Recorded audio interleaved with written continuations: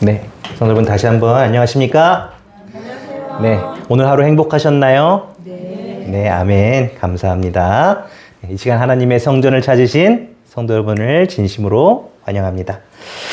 이 시간 하나님의 성령 하나님의 은혜가 우리 가운데 충만하게 임하는 귀한 시간이 되시길 예수님의 이름으로 기도합니다.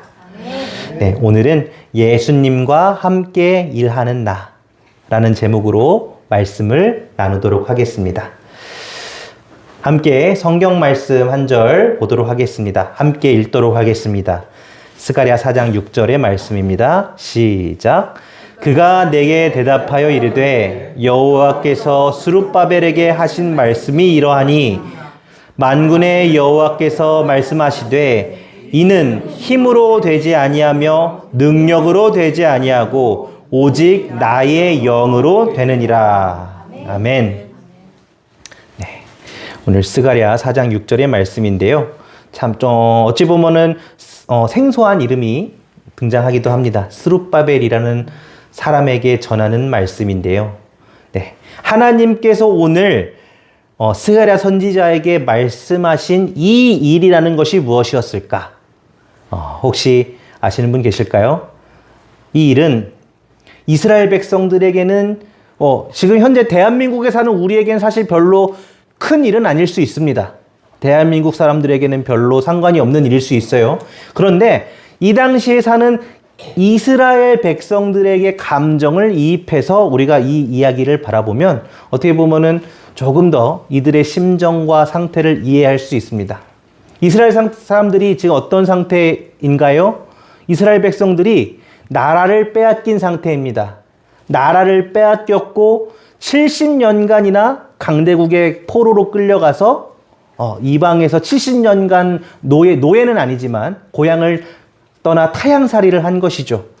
근데 하나님께서 그 타향살이를 시작하는 시점, 그 이전부터 한 가지 약속하신 것이 있어요.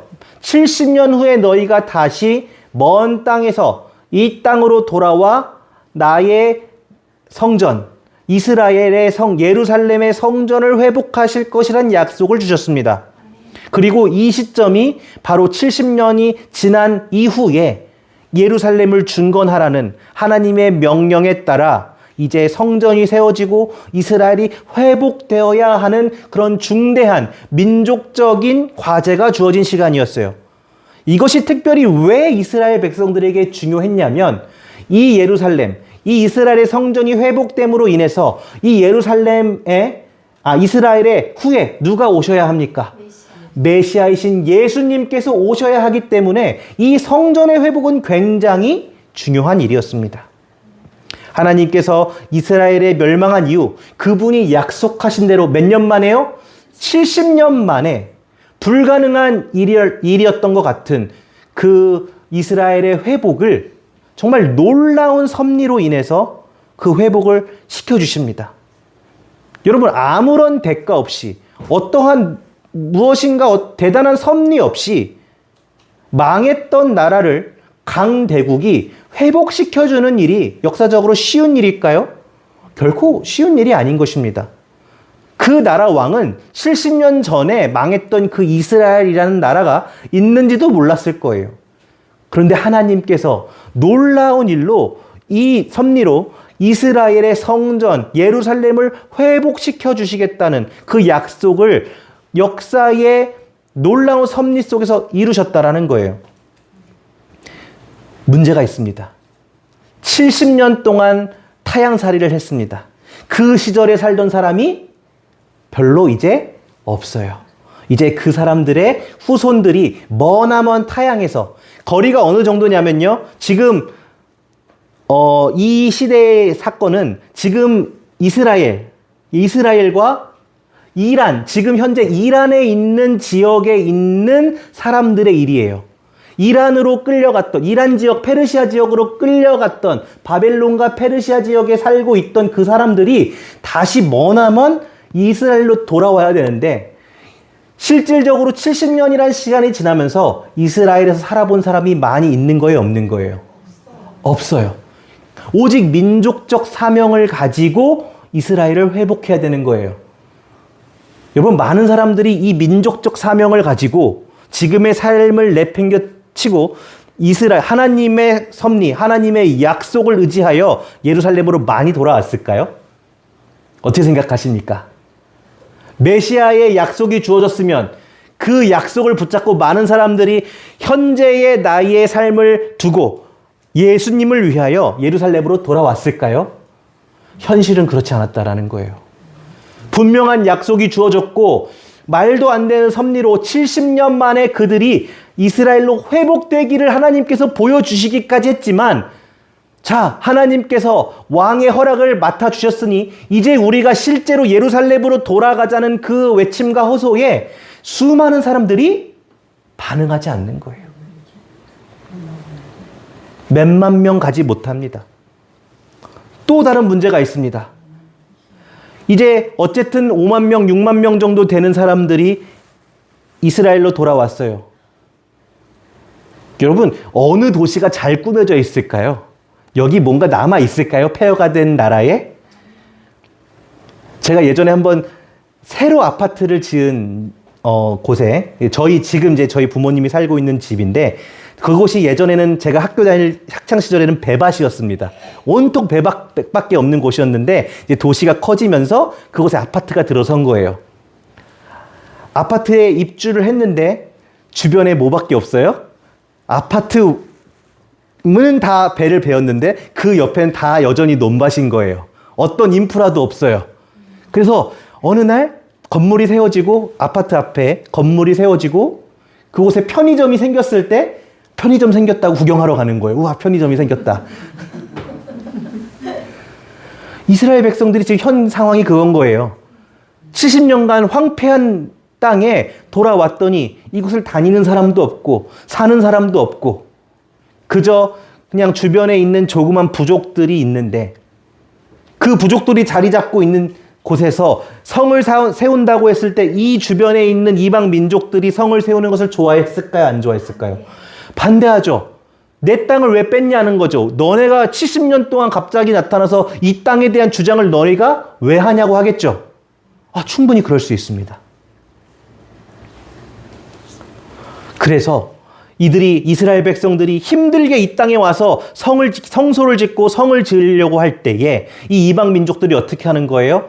그 페르시아에 있는 왕한테 다시 편지를 쓰는 거예요. 얘네들은 역사적으로 배반하는 사람들이다. 왕의 총애를 받아서 지금 왔는데 어떤 거예요? 다시 배반할 거다. 그러니까 이거 계속 성전 짓도록 해야 된다, 말아야 된다? 말아야 된다. 계속 방해가 나는 것입니다. 그래서 여기서 오늘 성경절에서 말하는 이 일은 성전을 짓는 일이에요. 성전을 회복하는 일이에요. 여러분, 세상적으로 이 명령이 순탄한 명령이었습니까? 그렇지 않다라는 거예요. 그럼 여러분, 이 일을 잘 하기 위해서는, 성공시키기 위해서는 무엇이 필요하죠? 네. 하나님의 성령이 정답인데, 우리의 시각으로는 어떨까요? 우리의 현 시점으로, 현재의 삶으로 우리가 보았을 때 뭐가 필요해요? 왕을 움직일 만한 강력한 행정권이 필요하지 않나요?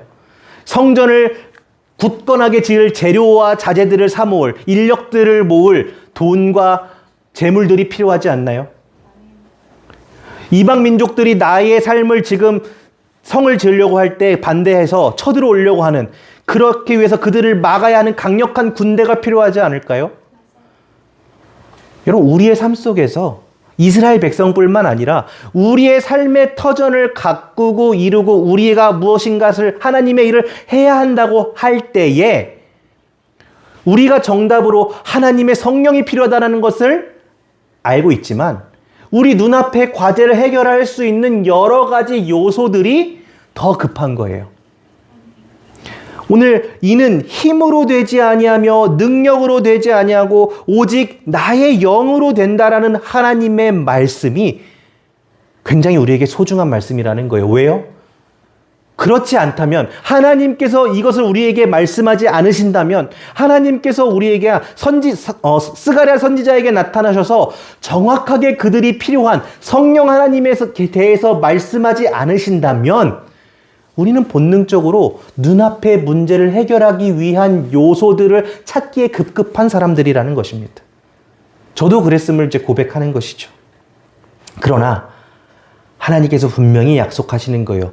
이 일을 이루는 것은 힘으로도 되지 아니하고 능력으로도 되지 아니하고 오직 나의 영, 성령으로 가능하다라는 것을 성령 하나님께서 우리에게 말씀하시는 것입니다.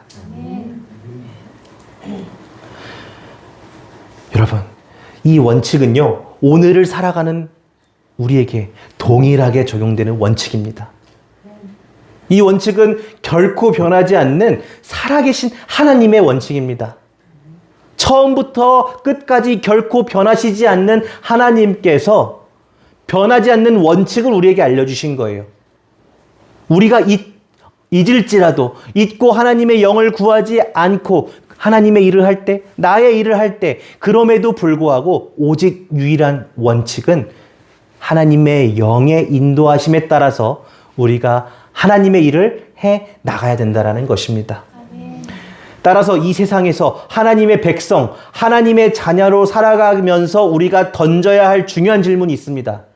그것이 무엇이냐면, 나는 오늘 누구의 능력으로 일하고 있는가? 라는 질문이 굉장히 중요한 거예요. 여러분, 우리가 세상은 계속 시간이 흘러가기 때문에 우리는 멈출 수 없습니다. 그렇죠? 우리는 세상이 흘러가는데 나 혼자 그 자리에 결코 서 있을 수 없어요. 세상은 흘러갑니다. 시간은 흘러갑니다. 그렇기 때문에 무엇인가를 해야 해요. 여러분 잘 생각해 보십시오. 무엇인가를 해야 할 때에 내가 멈춰서서 하나님께서 나에게 주시는 능력으로 그 일을 했는지, 아니면 능력과 상관없이 어쨌든 능력을 받을 때도 있고 받을 때도 받지 않았을 때도 있지만 어쨌든 우리는 무엇인가를 하게 됩니다. 바로 그때에 오늘 우리에게 스스로에게 던져보는 질문이에요. 나는 지금 이 일을 할 때에 과연 누구의 능력을 힘입어 일하고 있는가? 라는 질문을 나에게 스스로에게 해보는 것입니다. 나는 하나님의 능력을 통해서 일하고 있는가? 아니면 지금 현재 내가 가진 나의 역량, 나의 능력을 가지고 일을 하고 있는가? 그러나 결과는 뻔하겠죠. 내 힘으로 하고 있다면 그 결과는 어떤 결과를 일으킬까요? 누구의 능력만큼의 일을 낼까요? 나의 능력만큼의 일을 내요. 실패하지 않을 수도 있습니다. 내가 원하는 만큼의 결과를 낼 수 있어요. 그러나 하나님의 능력만큼의 일은 이루지 못한다는 거예요. 그렇기 때문에 우리는 우리 스스로에게 매일매일 해야 할 질문이 그거예요. 나는 지금 누구의 능력으로 일하고 있는가? 부끄럽지만 저의 경험을 공유하려고 합니다. 목회를 시작하면서 이 부끄러운 목회자가 가장 많이 했던 상상이 뭐였냐면은 돈을 많이 버는 상상을 많이 했어요. 어떻게 하면 돈을 많이 벌 수 있을까? 제가요. 왜냐하면 교회에 돈이 들어갈 때가 너무 많은 거예요. 너무 많은데 항상 교회에서 돈은 없고 모자라요. 그러면 이 일을 하기 위해서 뭐가 필요한데? 돈이 필요한데, 내가 돈을 어디서 벌 수 있는 방법이 없을까? 이런 생각을 하는 거예요. 목회자 월급 아시잖아요. 그러니까 뭐 이렇게 할 수 없어요. 그러니까 굉장히 돈을 버는 상상을 많이 했던 것 같아요. 제가 이제 직접 벌 때도 있었지만, 목회를 하기 전에 제가 일을 했지만, 뭐 그거는 그렇다고 치고, 목회를 오면서도 이제 그런 생각을 한 거예요. 코로나 팬데믹이 코로나가 시작하고 끝날 때면서 이제 코로나 때문에 정부에서 돈을 굉장히 많이 전 세계적으로 뿌리지 않았습니까? 그러니까 그 남는 돈으로 젊은 사람들이 뭐 했을까요? 코인하고요. 주식하고요. 뭔가 투자를 많이 했겠죠. 그러니까 저는 원칙상으로 이제 그런 것을 이제 하지 않는 게 원칙이에요. 그런데 옆에서 이제 세상을 살고 있는 저희 친구들과 저희 지인들과 뭐 사람들 보니까 어때요? 야, 나 코인으로 이번에 얼마 벌었어. 물론 잃은 사람도 있지만, 나 얼마 벌었어. 나 이만큼 벌었어. 야, 이번에 차를 바꿨어. 집을 샀어. 이런 소리를 들을 때마다 제가 어때요? 나도 투자를 해야 하나? 그래서 하나님, 제가 이걸 투자를 해서 돈을 벌면 저를 통해서 쓰진 않고 전부 다 하나님 헌금한다면 저에게 이런 기회를 주시겠습니까? 이런 기도 아닌 기도를 언제 많이 했냐면 이제 제가 광나루 시절에 한강변이 바로 펼쳐졌습니다. 이제 그 길을 운동을 하면서 계속 운동하면 1시간에서 1시간 반 정도를 이제 뛰다니거든요. 그러면 이제 처음에는 뭐 말씀도 외웠다가 말씀도 들었다가 하다가 결국에는 이제 그런 상상으로 빠져나가는 거예요. 아무 생각 없이 뛰면서 하나님이 나한테 100억을 준다면 어떨까? 내가 10억, 100억 벌었다고 상상을 해보니 우리 교회도 새로 리모델링도 하고 아예 건물 새로 크게 지어서 왜 광나루 교회가 그 당시에 성도 수에 비해서 이제 서울에 있는 교회니까 주차장이 부족한 거예요. 그런데 그 주차장이 부족해서 몰래 다른 아파트나 이런 데다가 대놓으면 맨날 이제 저한테 전화가 오잖아요. 그러면 이제 잘못했다고 이렇게 하는 게 너무 비참한 거예요, 제가. 하나님, 진짜 한 40억만 있으면 제가 건물 하나 사버려서 주차장으로 만들어버리면 안 될까요? 요런 이제 생각을 한 거예요.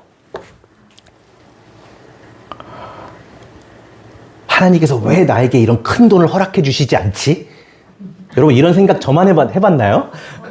해보셨어요? 감사합니다. 그래도 저만 너무 세속적으로 보이지 않아서 다행입니다. 그래서 진짜 여러 가지 생각을 한 거예요. 이게 화장실 들어갈 때야 나올 때에 사람이 바뀌니까 너는 안 될 놈이다 해가지고 하나님이 안 주시는 건가? 막 그런 생각을 하다가 한번 큰 충격에 빠지게 됐어요. 뭐냐면 제 지금까지 하나님을 위해서 한다는 일의 생각의 기본 근간이 뭐예요?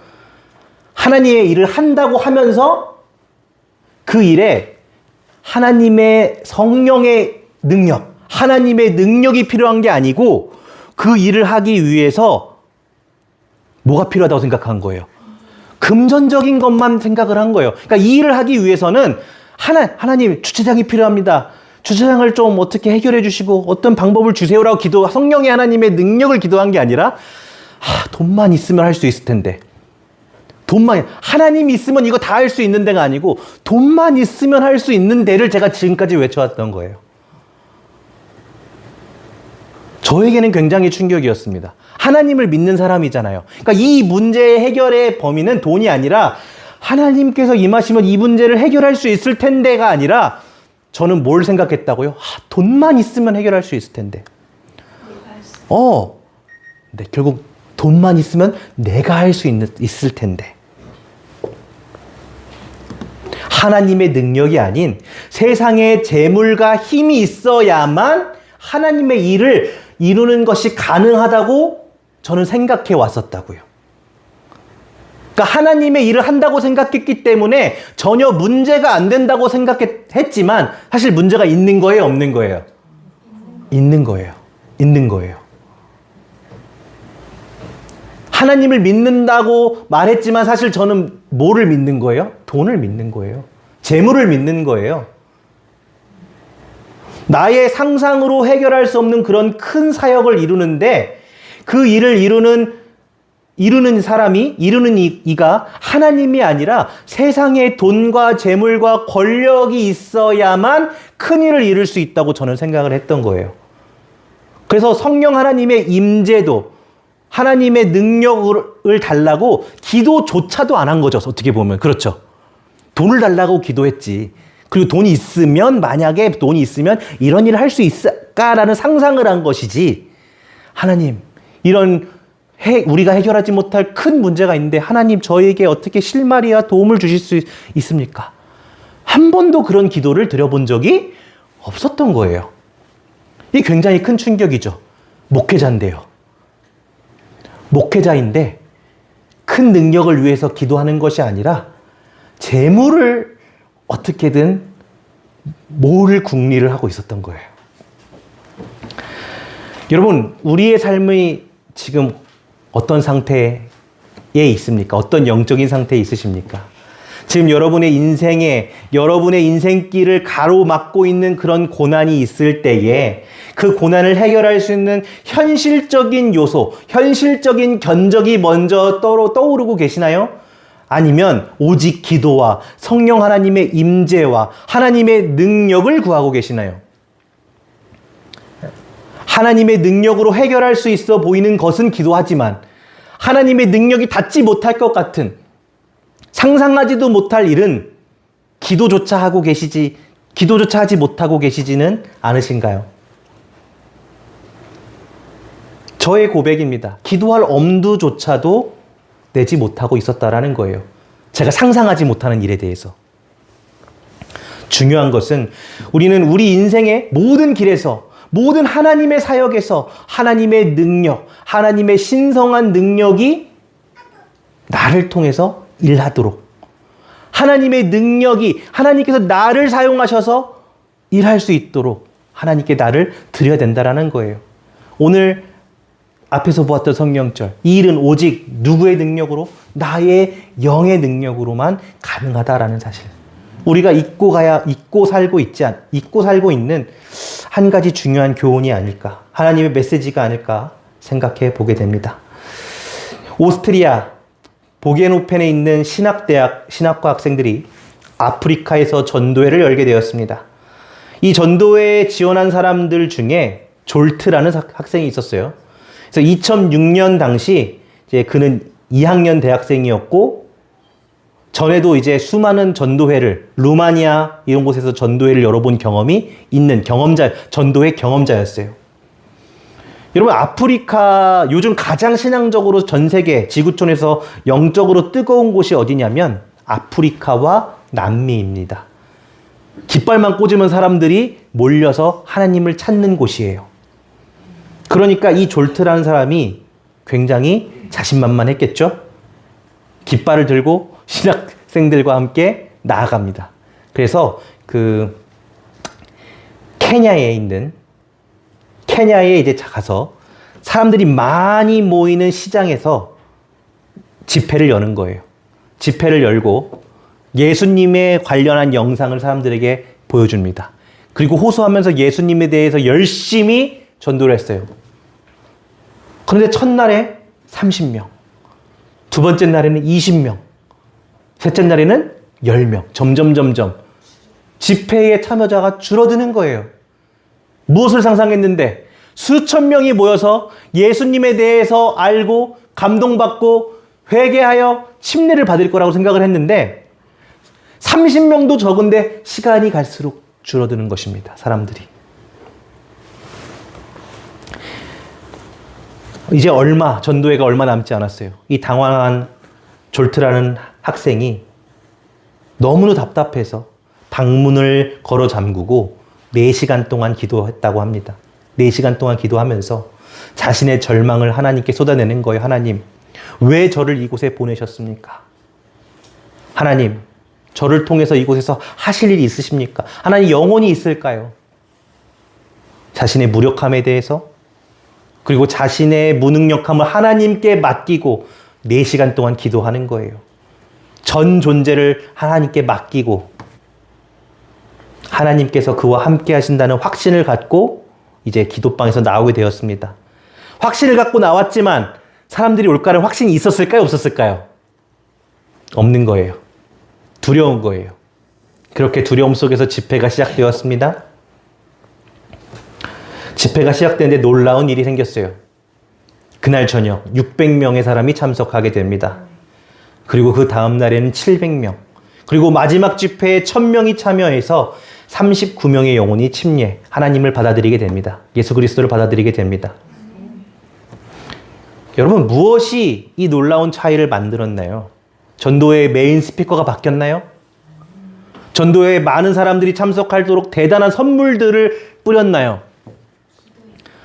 전도회에 특별한 기술이 등장한 것도 아닙니다. 유일한 것은 동일한 사람, 같은 교육, 같은 기별, 같은 생각, 같은 기술, 같은 장소에서 말씀을 전했지만 오직 바뀐 것은 메인 스피커와 하나님과의 관계의 깊이만 차이가 있었던 거예요. 그의 능력으로, 그의 생각으로 감동적인 예수님의 모습을 보여주고 예수님께 호소하면 사람들이 회심하겠지. 그들이 예수님을 알 수 있겠지.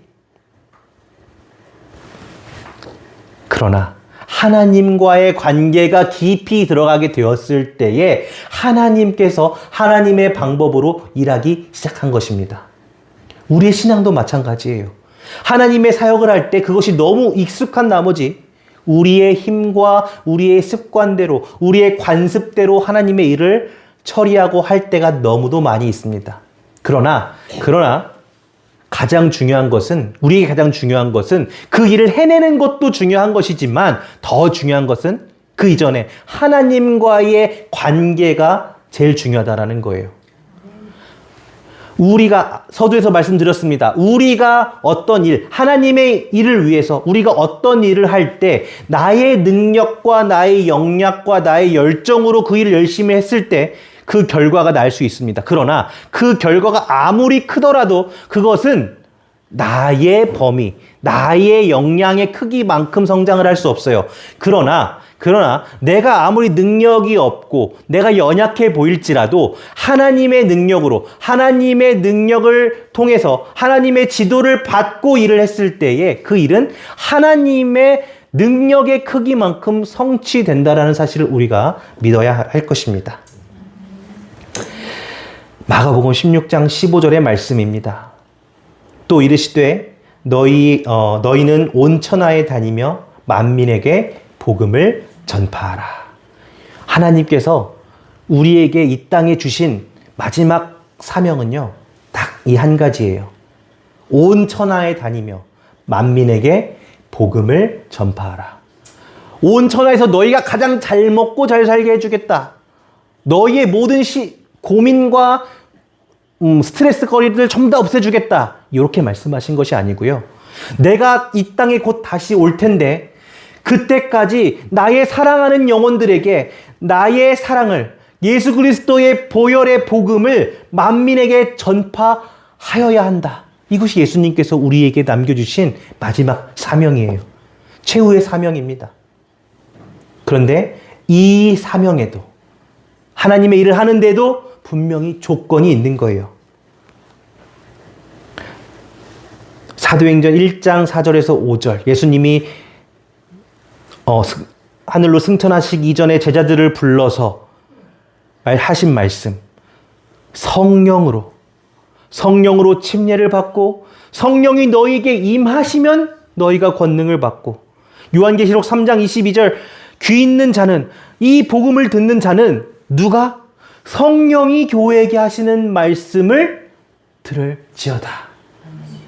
이 시대 하나님께서 우리에게 주신 사명의 모든 능력의 근원은 누구로부터 오는 겁니까? 성령 하나님으로부터 온다라는 사실을 우리가 기억해야 할 것입니다. 이 세상의 모든 것을 움직이는 에너지가 필요합니다. 컴퓨터, 인터넷, 라디오, TV, 전화기, 기차, 전기차, 모든 것에는 전기 에너지가 필요해요. 물건을 움직이는 전기 에너지가 필요합니다. 그와 마찬가지로 우리의 생명, 우리의 삶과 봉사, 우리의 영적인 생명을 움직이는데도 에너지가 필요한데 그 에너지는 어디로부터 오는 에너지입니까? 성령 하나님. 성령 하나님께서 우리 안에 거하심으로 인해서 이제 보혜사이신 성령 하나님께서, 예수 그리스도께서 우리 안에 거하실 수 있도록 인도하시는 그 근원의 에너지를 우리에게 주시겠다고, 새 생명의 에너지를 주시겠다고 오늘 약속하시는 것입니다.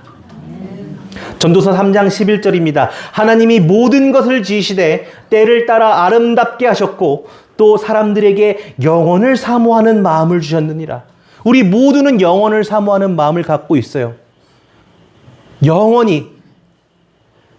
우리는 그 근원이, 생명의 근원이 하나님으로부터 오는 것을 알고 있지만 설령 하나님을 알지 못해서 그 생명의 근원이 어디로 오는지 알지 못하는 사람들조차도 영원, 죽음에 대한 두려움, 영원을 사모하는 마음을 하나님께서 허락하셨다고요. 근데 이 영원한 생명을 하기 위해서 누가 우리 안에 사셔야 되는 것입니까? 예수님께서 우리 안에 사셔야 되는 거예요. 그리고 그 영원, 예수님께서 우리 마음에 거하시도록 인도하시고 우리를 도우시는 분이 누구십니까? 바로 성령 하나님이시라는 사실. 그래서 성령 하나님을 통해서 우리 안에 새로운 삶, 풍성한 생애가 보장되는 거예요. 여러분, 예수님께서 이 땅에 사셨을 때에도 우리에게 보여주신 모본이 무엇입니까? 이 땅에 하나님이시지만 인간의 몸으로 이 땅에 오신 예수님께서 자신의 능력으로 하나님과 교통하셨다고요? 아니죠. 아니죠. 예수님께서도요, 인간으로 오셨기 때문에 그분의 모본을 따라 우리가 살아야 되기 때문에 그분이 능력이 있으셨지만 그분의 능력을 사용하지 않으셨어요. 그분은 매일매일 성령을 통하여 하나님과 교제하며 하나님의 사랑을 채우셨어요. 그렇기 때문에 그 바쁘신 공생의 기간 속에서도 예수님께서는 매일매일 새벽에 이슬을 맞아가며 밤을 새어가며 누구와 교통하신 거예요? 하나님과 성령을 구하는 기도를 예수님께서 하셨던 거예요. 그리고 그분은 그 충만히 받은 성령 하나님의 능력을 가지고 복음을 전하고 줄인 자를 먹이시고 병든 자를 고치셨다라는 것입니다. 시대의 소망과 시조 1895년 11월 20일자의 시조입니다. 아침마다 그분은 새로운 성령의 침례를 받으시려고 하늘에 계신 아버지와 교통하였다.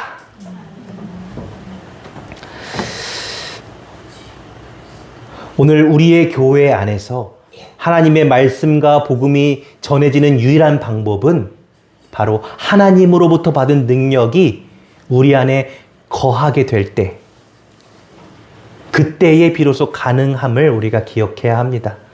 마지막으로 구호봉사 60페이지에 있는 말씀을 함께 읽고 말씀을 마치겠습니다. 함께 읽겠습니다. 시작. 오직 그리스도의 방법을 사용함으로써만 사람들을 접촉할 때 참 성공을 거둘 것이다. 구주께서는 사람들의 유익을 소원하는 분으로서 그들과 섞이셨다. 그분께서는 그들에 대한 당신의 동정심을 보여주시고 그들의 필요를 따라 봉사하시고 그들의 신임을 얻으셨다. 그 후에 그분께서는 나를 따라오라고 그들에게 명령하셨다. 아멘. 네. 예수님께서 당신의 동정심을 보여주시고 필요에 따라 봉사하시고 그들의 신임을 얻으셨을 때 예수님께서는 성령 하나님의 능력을 통해서 그들의 마음을 돌보신 것이죠. 그 후에 나를 따라오라고 말씀하셨습니다. 그들의 필요를 우리는 알지 못하지만 예수님께서는 알고 계시죠. 우리가 예수님을 우리 안에 모시고 그분의 명령에 따라서 영혼들을 돌볼 때에 그리스도의 복음을 전할 수 있는 것입니다. 오늘 나의 습관을 내려놓고 오늘 내 안에 거하시는 하나님의 능력을 구하는 우리가 되길 바라면서 말씀을 마치도록 하겠습니다.